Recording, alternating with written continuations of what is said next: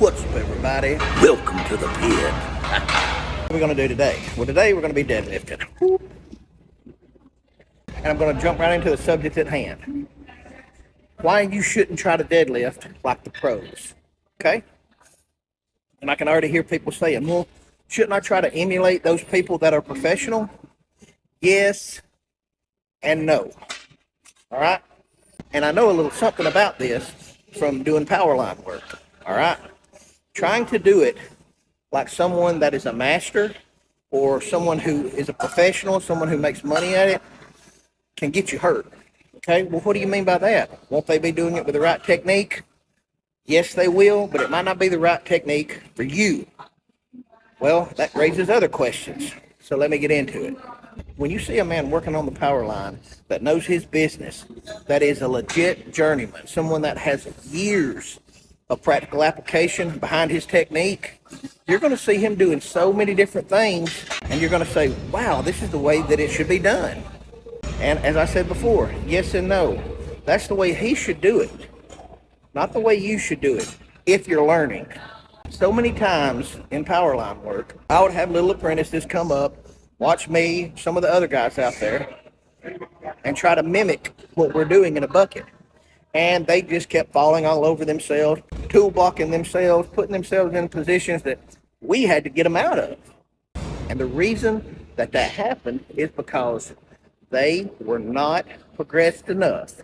They had not had enough practical application for that job, for the exercise, to do it like we were doing it.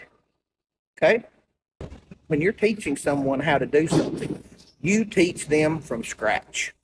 You teach them the right way to do it, the textbook way to do it. And then from that point, as they learn proper technique, they'll learn themselves how their body reacts to the work, like when you're jacking that wire up, when you're moving that wire, what you're capable of as an individual, little techniques that they don't teach you in the manual. You know, everybody knows what I'm talking about. At every single job, there are techniques that people who know what the hell they're doing use, that beginners just don't know and beginners just can't use. When they see somebody else trying to do it that way, they just screw the whole thing up. So these apprentices would try to do it like a journeyman lineman and get themselves in trouble. And they're like, how do you make it look so smooth? You know, I thought I was doing what you were doing. You thought you were, but what you forgot to do is set yourself up 10 steps ago in order to accomplish this task. You don't know enough to do it like I do it. You're going to have to do it like you do it until you learn the job. So how does that compare to these exercises? Exactly the same. Like today, it's deadlift day. My favorite day. I want to try to show you how to do it from scratch. So saying all that, I'm going to start from scratch. All the way from the beginning technique. And look, there's going to be some people that say, that's not the right technique, la la la la la. This is the way that I was trained, okay? I have got 0 injuries from any deadlift I've ever done. 0. All right? These techniques that I'm showing you are not necessarily how I do it. You see people rolling the bar back and forth. A lot of the professionals do that. And then when they get it back to them, they go up. It's not even it's not even a stationary setup and a pull. You know what I mean? And some people set up over the bar. They're very still, meticulous, bend down, set, la la la, and then they'll pull. So I've seen 5 different people set up 5 different ways on the bar. You got, well, which one's the right way? Well, there is no right way, but there is a right way. But there isn't, but there is. You know what I mean? Learn the fundamentals, and then after you learn the basics and fundamentals, get some time with that exercise, then you'll see what corners you can cut, what feels better to you, what position your ass needs to be in, the angle of your back, and all that kind of stuff. So let's get started. All right, what I'm about to do next is just show you a standard setup for a deadlift that anybody might try to do, okay? Get the bar over midfoot.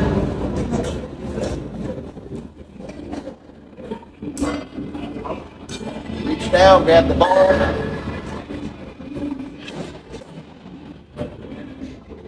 Bend until your shins touch the bar. Don't move the bar. Just touch the bar. Take Slack out of the bar.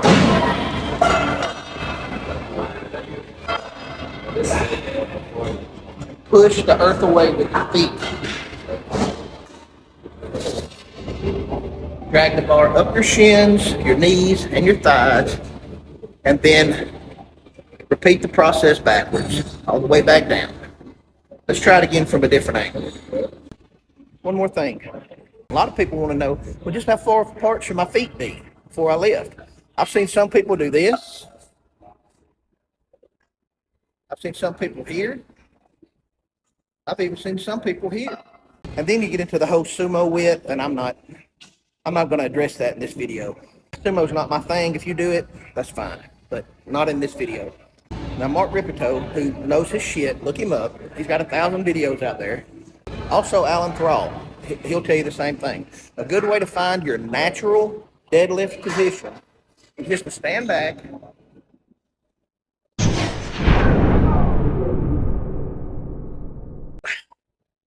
just to hop. And then wherever your feet land, that's going to be your body's most natural, stable position that it wants to put itself in.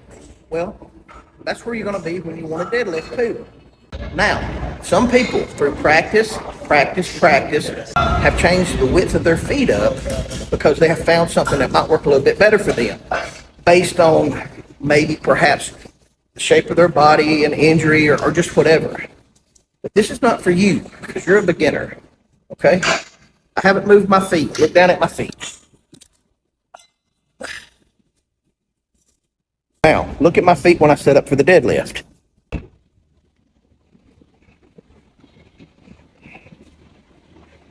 It's virtually the same width apart. Okay?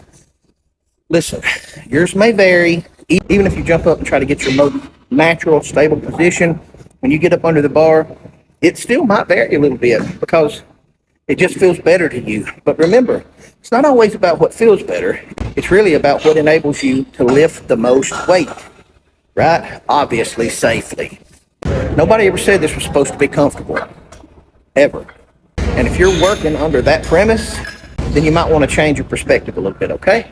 That's just some friendly advice. So back to the setup.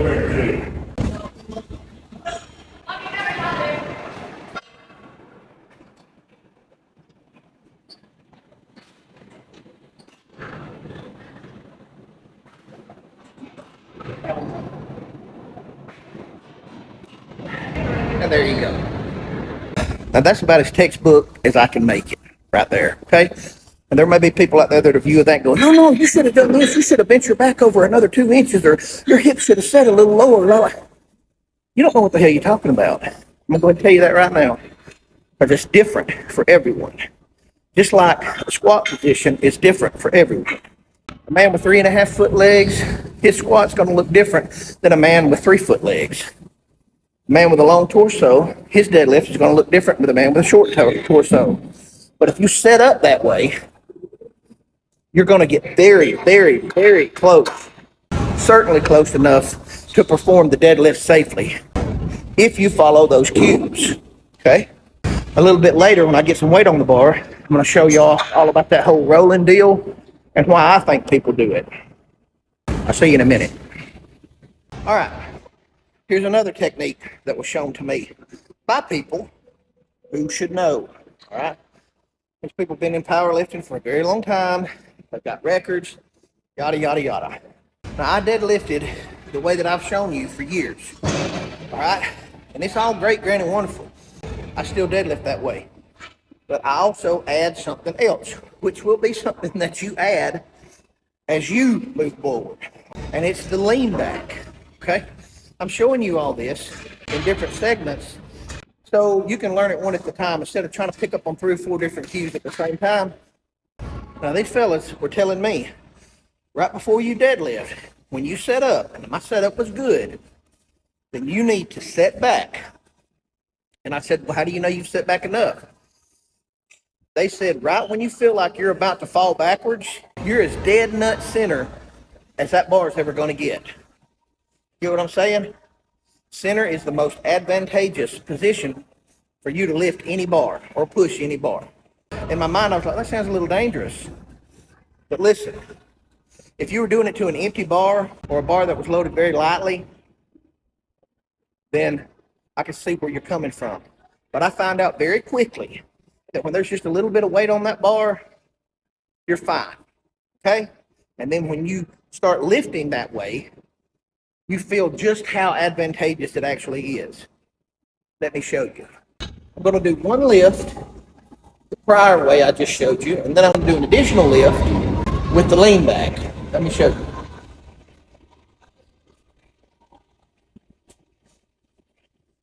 Midfoot. Grab the bar. I like for my thumbs to touch the outsides of my legs. That's how I like it. That may not be how you like it. That's how I like it.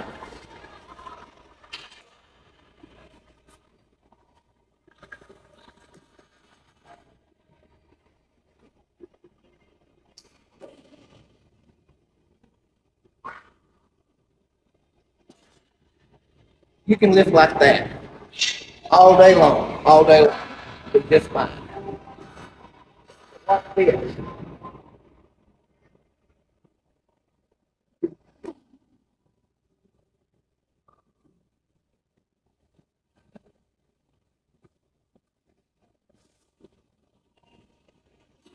See that?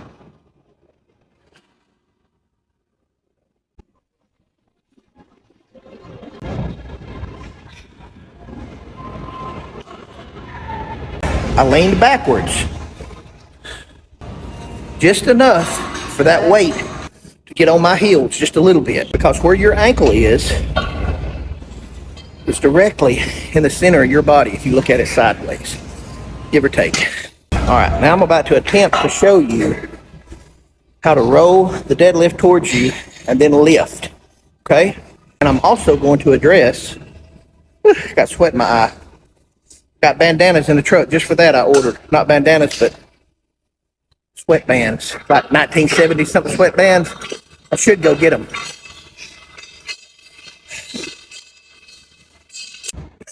You like that? I bought these off the internet. I got 2 more too. My wife said, "You're not gonna wear that, are you?" I said, "Hell yeah, baby, that's what all kids are wearing."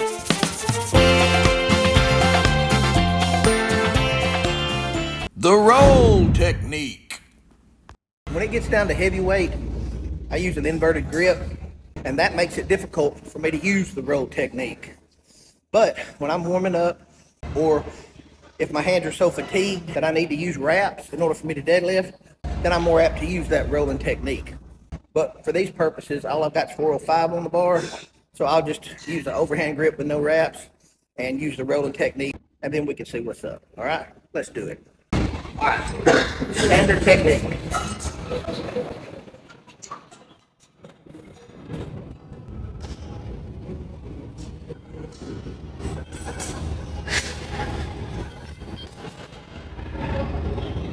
Okay. All right, now let's roll the bar.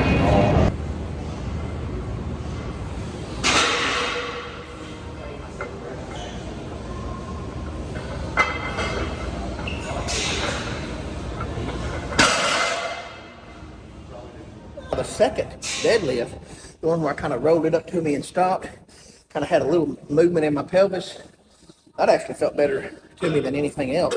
But before you try any of that, learn the basics first.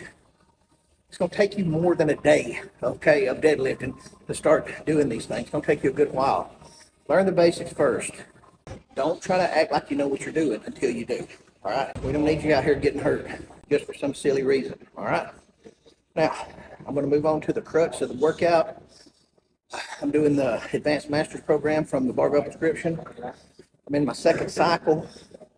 This will be the second week of the second cycle. This is the most weight, the most volume that you do in each cycle. It's got me doing 460 pounds for 4 reps for 3 sets. Okay? Now let's get it.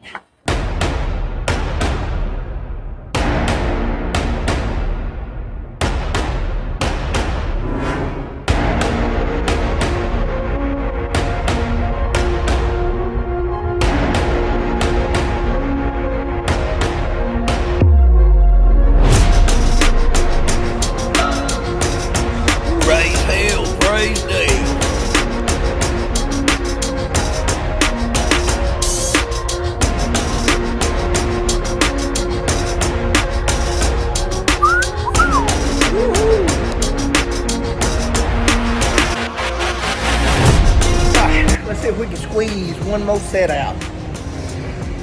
And then we'll wrap this thing up.